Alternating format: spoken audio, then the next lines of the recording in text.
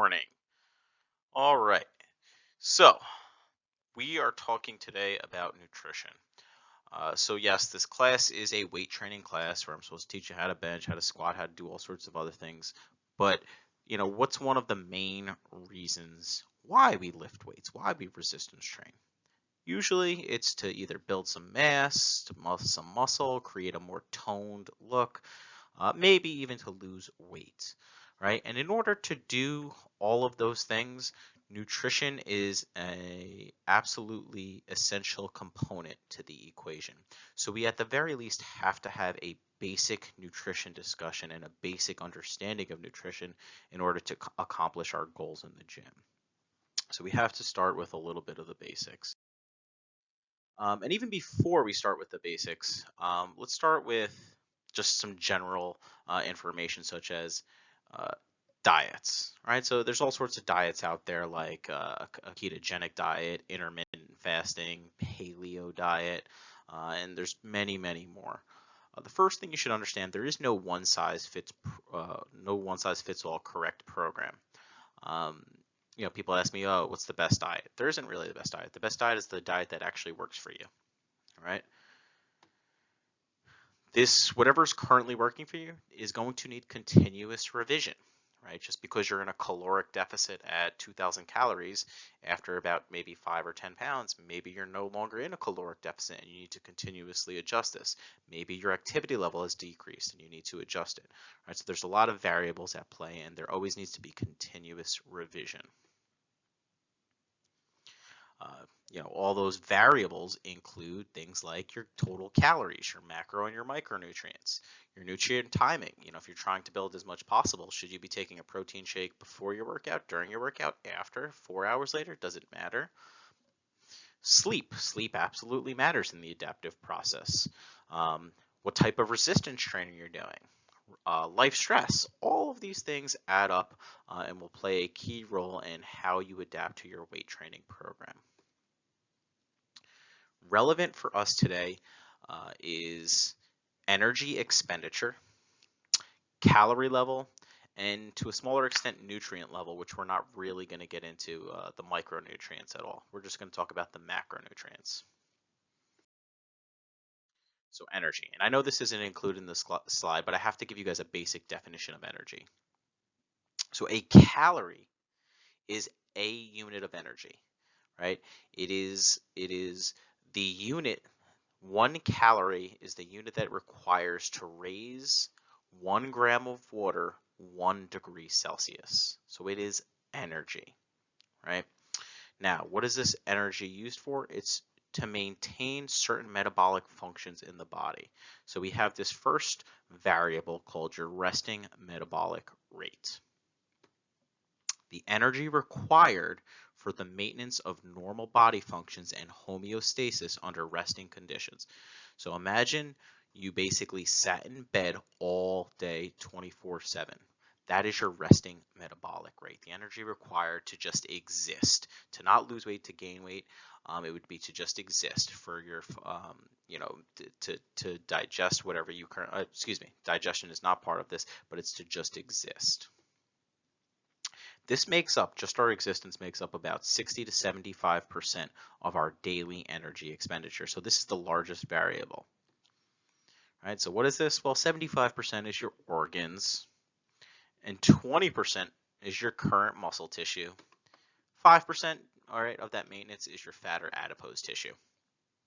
Okay, so you can see that because muscle tissue is 20%, fat-free mass, muscle being one of that, right, is a major contributor to major variations in resting metabolic rate. So what does this mean? Well, a guy that happens to be very muscular, right, let's say a 220-pound male that is 4% body fat, 6% body fat, whatever, right, their resting metabolic rate is going to be higher because they have more muscle tissue on them. Right? So if you have a little bit more muscle, your total daily energy expenditure and your resting metabolic rate will be higher to maintain that muscle tissue because it's constantly being turned over in the body. What happens to our resting metabolic rate? Well, it declines with age, right? It declines with age about 2 to 3% per decade after 30. Okay, so some other variables that we need to know. So we need to know our resting metabolic rate, diet-induced thermogenesis. Every time you eat, you have to digest your food. You have to metabolize your food. This costs energy. The digestion costs energy. So that's one other variable that makes up your total daily energy expenditure. Another one is the thermic effect of exercise. This is one of the most highly variable components of total daily energy expenditure, because we could have people that, maybe they're training for a marathon, maybe they run on average 10, 12 miles a day on average, versus people that are completely sedentary, right? Those people that are running 10 miles a day are burning over 1,000 calories a day just from exercise. Those people that are sedentary are burning zero, right, from exercise. And then finally, you have something called your non-exercise activity thermogenesis, or NEAT. So this is simply what you're doing throughout the day. It's the rest of your caloric expenditure. So why is this variable? Well, if somebody who has a highly active or physically demanding job like a laborer is going to have a much higher NEAT than somebody who works or sits at a desk all day. And this will come into play depending on your activity level of your career. So all of these taken in summation add up to the most important number that you take away from today, which is your total daily energy expenditure, right? Your TD. Your TD is the total energy expended within a 24-hour period. It's a combination of your resting metabolic rate, your diet-induced thermogenesis, your thermic effect of exercise, and your non-exercise activity thermogenesis. So those four variables make up whatever you burn in a day. Okay, why is that important? Your total daily energy expenditure is what it actually truly takes to exist, because none of us just sit in bed 24/7. As a college student, maybe some of you do, but no one really does that. Okay, everything we do costs energy, and all these variables are going to affect what it takes to maintain our current weight, we'll say. All right. So if you were to eat the exact amount of calories that matches your total daily energy expenditure, you should, in theory, not gain weight, not lose weight. Okay. Now, what is said, if we eat under our total daily energy expenditure, we're said to be in a caloric deficit. Okay. So whenever we are trying to lose weight, we want to be in a caloric deficit. Okay. So our energy expenditure is exceeding our energy intake. Typically, for trying to lose weight, you want to lose in that neighborhood of 0.75 to 1 pounds per week. Recent recommendations of 1 to 2 pounds per week even seem a little high, because a lot early on tends to be water weight. Another standard recommendation is running a caloric deficit of approximately 500 calories a day, right? Conversely, if you're trying to gain weight, very similar, right? Your energy intake exceeds your expenditure, and usually this is in the form of about 500 calories per day. Don't worry about this last one. High school athletes should gain approximately 3 to 6 pounds per year. Some of this is taken from another set of slides I use in a different class. Okay, so some of the important stuff that you're going to have to include in your final project is a mention of macronutrients, right? We don't need to, for the purposes of this class, we don't need to discuss micronutrients, right? Macronutrients are the things that make up the vast majority of your dietary intake, the vast majority of your caloric intake, right? Your macronutrients really are what make up that number that matches your TD, okay? Micronutrients make up a very small amount of your dietary intake in terms of calories, right? So your macronutrients are protein, carbohydrates, and fat, right? So this is what you should be trying to figure out, is how many grams of protein should I get? How many carbohydrates should I get? How much grams of fat should I get? And there's a very easy way to do this through a calculator. So some of this stuff I don't want you guys to get too bogged up on.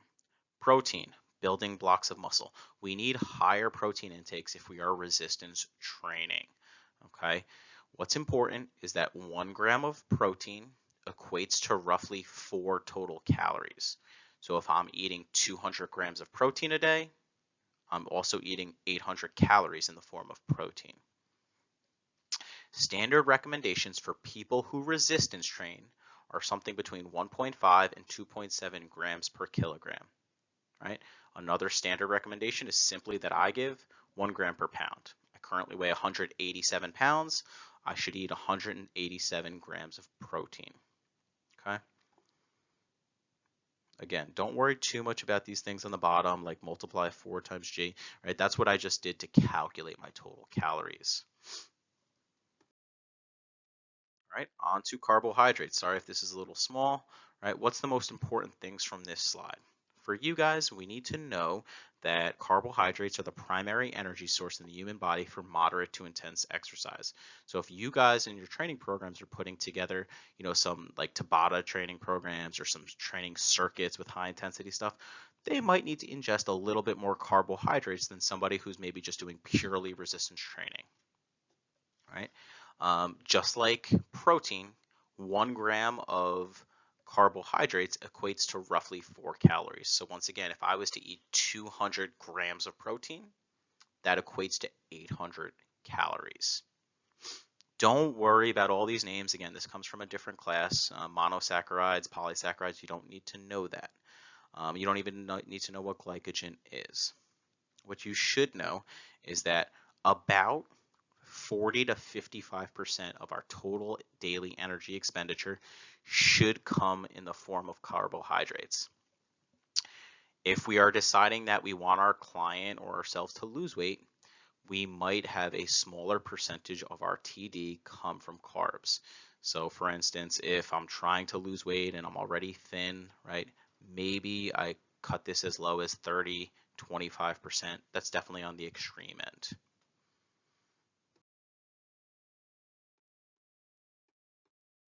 And then lastly, are fats and lipids, right? So what's the major thing to know about fat? Well, we said at high intensities or moderate intensities, carbohydrates are the primary energy source. When we're at rest or very low exercise intensities like walking, fat becomes the predominant energy source, right? Fat is the largest energy source in your body. Even the most leanest of persons has an incredible amount of fat to use for energy. Okay, a lot of my master's research was done on this, and really, even if you're like 7-8% body fat, you still have enough fat on your body to power yourself through. Again, if the exercise intensity is low, walking for 30 miles, 40 miles, your fat reserves are nearly limitless in terms of energy stores. All right, so fat will not be a limiter in that case. So this is where things start to really differentiate, right? We said that 1 gram of both protein and carbs equates to 4 calories. Fat is different. It is more energy dense. 1 gram of fat equates to 9 calories. So once again, if we use that same example, let's just say, I would never eat this much, but let's just say I had 200 grams of fat. That would equate to, right, 200 times 9, 1,800 calories coming strictly from fat, which is way more than anyone should really ever be eating. And then finally, our last slide, this little calculator here. So what I'm going to do is I'm going to put this little link here as in an email for you guys. What I want you to do for your weekly assignment is calculate your personal total daily energy expenditure, as well as putting up whatever macronutrients you think are most appropriate for you. At the end of this calculator, there's a bunch of different recommendations. You can put in whatever you think is appropriate based on whatever your goal is. So if you want to lose weight, put that up. If you want to gain weight, put that up. But I do want to see both your total daily energy expenditure, your recommended calories, and your macronutrient breakdown. How many grams of fat? How many grams of carbs? How many grams of protein? Okay. And those numbers should equate. The calculator does it all for you. You just have to put in things like your age, height, weight, and activity level. It's very simple. Now, for your final project, what I would like you to do is include your fictitious character, right, with these calculations, right? So I asked for you guys to have a brief mention of nutrition within your program. So if your fictitious character is trying to lose weight, right, you have to tell me what their total daily energy expenditure is. If they're trying to lose weight, they should be in a caloric deficit. So how many calories should they eat below their TD? And then do the the macronutrient breakdown based on that caloric deficit. Okay. I'm not getting overly picky, but I do want to see these numbers at the very least add up and make sense. The calculator does it for you. If you guys want to do a practical example, let me know. Maybe I can do like a live session and quickly show you guys how to use it if you guys have any questions. All right. Again, email me if you have any questions.